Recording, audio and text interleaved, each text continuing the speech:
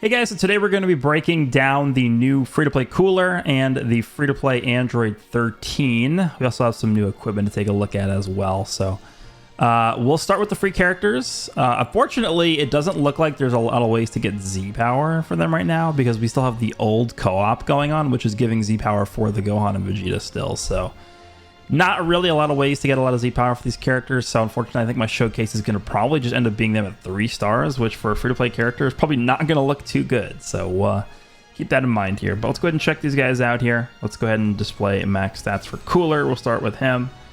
So just subtract 13k from everything to get rid of the arts boost. And he's looking like, yeah, obviously he's a ranged character. A ranged final form Cooler. That's interesting. So he's sitting at, what is this, 234 strike attack, but he's going to be a 262 blast, which is very nice. And he's going to be at 170 strike defense and then 175 to blast defense. For a free character, those are definitely pretty good stats. I'll take that. He is pretty one-dimensional offensively, though. His strikes are going to be doing like 0 damage. All right, he's a strike and a blast. All right. Yep, blast armor, of course, for final form Cooler. Supernova is the blue card. Now, one thing to remember about Supernova is it is a long animation, and we know that they are not going to change that for this free unit. So don't just sit back and spam this blue card because you will lose. It's a long animation. Don't, just throw this out randomly. Major explode damage, 30% to special move damage inflicted for 3 counts upon activation. Additional 20% of special move damage if an episode's sagas from the movies or event exclusive or lineage of evil character is a battle member. So what is that, 50% extra damage? Okay, sure. The green card draws a blast card next, 25 key, minus 10 to own blast or its cost for 10 timer counts. I think it's card draw speed, stackable card draw speed, and he shortens allies. That's a pretty good green card. Yeah, this is pretty solid. Blast card, draw, key, minus blast cost, card draw speed, and sub count reduction for allies. Yeah, I'll take that. That's not bad.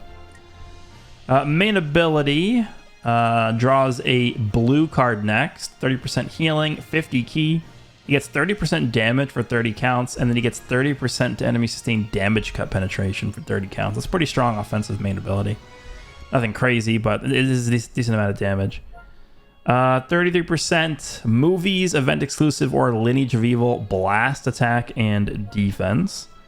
So unique ability, 80% damage, 90% reduced damage received. I wish 60% reduced damage received, and then minus 5 to blast arts cost. Okay, like I said, his defense stats actually aren't that bad, so he might be able to take a few hits here and there.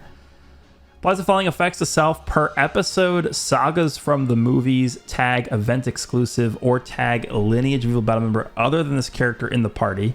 So you can get 2 instances of this. 20% damage and then 50% to key recovery. Okay, so he's going to be starting at 100% damage and then 50%. That's actually not bad. Whenever characters have just like a ton of key recovery in their unique ability like this, that's always good.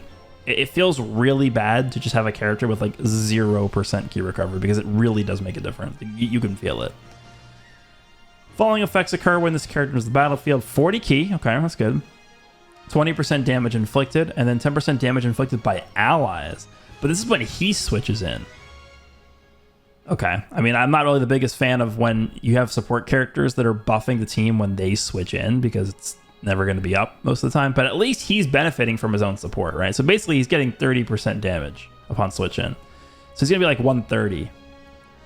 And then he destroys an enemy card, which could be, of course, a very nice tool defensively. Following effects occur upon landing a blast arts hit. Heals by 3%, and then inflicts enemy with attribute downgrade plus 10 to all arts costs for 5 counts. I don't really think that arts cost matters, but the healing is okay. Unfortunately, it's on hit, so even if you miss, or the enemy cover changes, then it's not going to heal you. Okay. The following effects occur every time when faced with an enemy, depending on their battle style. This is Vegito Blue. Okay, I haven't seen this in a long time. So against melee types, minus 15% to strike and special move arts power, 5 counts. Range type is blast and special move arts power. Support type is minus 30% to health restoration. And then defense type is 30% to damage received. Okay. So these are debuffs he's afflicting. Yeah, okay. Following effects occur when this character enters the battlefield if enemy is a tag Saiyan. Draws a special arts card next. So we can force draw green cards if the enemy's a Saiyan. 20% damage inflicted. 10% damage inflicted by... Okay, so he's basically double downing on the support there. And then he's getting minus 10% to enemy sustained damage cut for 20 counts. Okay, so he's going to be doing a lot of extra damage versus Saiyans. And drawing green cards. That's just not... I mean, Saiyan's obviously pretty... A pretty popular tag. What do you guys think? Applies the following effect self every time another battle member is hit with an enemy striker blast or its attack. 10% to damage inflicted up to 50%. Shortens that sub count by 1. Activates 10 times. Or shortens own sub count by 1. Does that really matter? Like, are you like gunning to switch this character in when you're getting comboed? I don't think so. I don't know. This would be a lot better if you had death buffs, but more damage. Okay. Falling effects occur when this character is switched to standby, which shows on health by 10% and allies key by 20. Okay, he has a little bit of support in there too. Hey, he looks okay. He looks pretty decent. So if you add up all the damage, assuming you're fighting a Saiyan, he's getting 80 here. He's getting 20 here. That's 100. He's getting 30 here. That's 130. Then he's getting 30 here. That's 160. And then if you have this fully built up, he's at 210. That's pretty good for a free character. With any supporting too. Yeah, that's not bad. I'll take that. This guy actually looks pretty decent for a free unit. It's not going to be dominating the meta, but he's, you know, for a free character, I think he's pretty decent looking. All right, let's take a look at 13 here. Blue Android 13. He has a melee type character. Oh my god, this guy has way worse stats than Cooler. Okay, so his main offensive stat is strike. He's going to be at 252. That's low. Even for a free character, 252, that is very low. And then his blast is at 239. Defenses are really good. His strike defense is 176 and his blast defense is 175. For a free character, that is very good. Maybe this guy's going to be a defensive character, which I'm a bit nervous about because defensive and free don't really work well together. All right, strike and a blast there. Normal strike and a normal blast card. The blue card is SS Deadly Bomber. Massive impact damage. Would have been nice if Cooler had massive impact damage. Sort inside sub count by 3 on hit. And then minus 50% to key recovery for 15 counts. Okay. Nothing crazy there. Green card is Stop Time. Draws a Special Move Arts card twice. Okay, so he force draws 2 blues. 50 key. 50% to the next special move damage inflicted. Okay, that makes more sense why the blue card wasn't as cracked. And then 30% to damage received for 10 counts to the enemy. Should have been all enemies, but I don't know. I think Cooler's green card is probably a bit better, but force drawing a blue card is really strong on this. This like if you're at long range and you pop this green card and you see an exclamation point, this green card is giving you a blue. This is basically like a mini main ability, actually. It's giving you a blue card, it's giving you enough key to use it, and it's buffing its damage. So it's, yeah, that could actually be pretty cool. Okay. Main ability, draws a strike card next, 50 key, no healing, huh? No HP. 30% damage, which is a permanent buff. Double card draw speed for 30 counts. It's a long time. And then he cancels enemies' attribute upgrades and buff effects. Why does this not heal? It's actually not bad. If this guy gets Covenant somewhere in his kit, this could be pretty powerful, actually. Strike attack and defense for movies, event exclusive, or androids. Applies the following effects to self when battle starts. 90% damage, 20% strike damage, reduce damage received by 60% and 60% to key recovery. Okay, so far it's looking pretty decent. Applies the following effects to self per... Oh, he has the same exact thing as Cooler, but pretty much. Per sagas from the movies, event exclusive, or androids battle member other than this character. So he's getting 20% defense, 20% damage, and 20% key, because he's going to stack, so he's going to be at like 80% key recovery. Okay. And then 110% damage, and then an extra 20% to strike damage. That's 130%. It's literally the same thing Cooler had. Okay. The following effects occur when this character enters the battlefield. 30% damage, and then shortens ally sub count by 1. All right. Following effects occur when this character is defeated. Okay, he has death buffs. Reduces enemies key by 50. Reduces enemies' Dragon Balls by 1. Inflicts all enemies that should downgrade plus 20% damage received for 30 counts. Not very good. Not very good death buffs. The Dragon Ball destruction can be annoying, but I think it should have at least been 2 Dragon Balls. Yeah, this could have at least given like your team some buffs, I think. This is a little underwhelming for a death buff. Falling effects occur every time when faced with an enemy if enemy health is 50% or above. Why is that restriction on this? I remember when they tweeted about this character, they had this in the tweet as well. It's like, what? You have to face an enemy to get buffs? Why is there also like an HP restriction on top of that? Restores own ki by 30. 20% damage inflicted and then 20% cure recovery. Why isn't that just unconditional when facing an enemy? I don't know. Falling effects occur when this character is switched to standby. Restores allied episodes, sagas from the movies, tag event exclusive, or tag Android health by 10%. Activates 4 times. I don't know why that's limited to only 4 times. We're halfway through 2023. Okay. Restores ally ki by 30. 20% to damage inflicted by allies for 15 timer counts. Inflicts enemy that should be downgrade minus 15% to strike and blast arts power. I like that they're continuing to give this to characters. This is, like, again, I mentioned this when this mechanic first was introduced with Red Pan. This is like one of the better ways you can combat offensive power creep, outpacing defensive power creep. But I think we're slowly starting to see even this get phased out, just because like a lot of characters nowadays have multiple ways of just not caring about debuffs as much, right? So we'll see. We're going to start needing to get characters that are like removing debuffs all the time, I think. I mean, this guy can do it with his main, right? Yeah, cancels enemy attribute upgrades and buff effects. Okay. And then minus 30% to special move, ultimate, and awakened arts power for 10 counts. And then inflicts enemy with plus 10 to all arts costs for 5 counts. This guy seems interesting, but there's like things like this where it's like, I don't know why this is limited to if an enemy has 50% or more health. I don't know why this is only limited to 4 times. Like, how are you really switching out of this character more than 4 times in a match? You probably win the match if you are. I don't know why they had to limit that. He seems pretty decent. I think I like the fact that both him and Cooler kind of are damage dealing characters first, but then they also have different supporting abilities in their kits as well. They don't seem that bad. I think, you know, again, they're not going to be like, oh my god, these units are ridiculous. And I don't think either one of these guys is better than the free-to-play Vegeta either. I think that Vegeta is probably just on a different level compared to these characters, but I think these guys are definitely going to be better than Ultimate Gohan. Let's just put it that way. Ultimate Gohan, one of the worst free characters ever released. All right, let's go ahead and check the equipment. Let's go back over here. Whips. There's a preview of my team. We're going to be using with Cooler. Archive. All right, let's see what we got here. So let's start scrolling here. Obviously, oh no, wait, these are new. I just was able to get a few of these from the event because I played through it once. So here's one. So this is, I guess, a new trend that they started with the characters in part 1.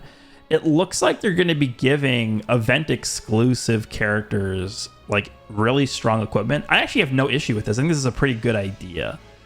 You know, event exclusive characters are made specifically not to like overpower the new summonable units, which I guess makes sense from a business standpoint, right? But giving them access to these really strong equipment like this, I think is actually a good idea. So this one is for event exclusive and sagas from the movies and blue. So it's pretty specific, but it's strong. 22% to both defenses, 22% to both offenses, 10% HP, and then special move damage by 10%. I believe this is the exact same as the part 1 one. Yeah, it's the same. And then this should be the same one as well. The Cooler one. Yeah, it's the same. So event exclusive, movies, and green. So, I mean, yeah, obviously it's pretty good. Pretty good. Do we have... We should have a new unique or awakened equipment because of... Oh, yeah, we have this one as well. I forgot about this one. So this is obviously the unique equipment for the what do they call it in this game? Frieza Resurrected Saga. This is not Goku from the Resurrection F movie. This is Goku from the Resurrection F anime saga. So let's see what this is. This is from the first anniversary character. I actually have not looked at this yet. All right, so strike defense, blast defense, HP, and health restoration. So we have 50% to the base defenses, 15% to HP, and then we have 15% to HP restoration. Very powerful. That is just crazy good. A really, really good slot 1. Slot 2 is 50% to both base offenses, 20% to inflicted damage, and then we have 15% to special move damage. Okay, interesting. We usually don't see special move damage on the equips like this. Okay, pretty good. I mean, obviously up until this point, this has been good, but the way these equipment become really, really good is slot 3. Let's see what we got. All right, so let's take a look at the one that matters here. 20% to damage inflicted once 15 timer counts have elapsed. It's cancelable. It doesn't say let me just check something. If we go here, for example. Yeah, like notice the wording on this one. 15% of damage inflicted cannot be canceled. Activates once.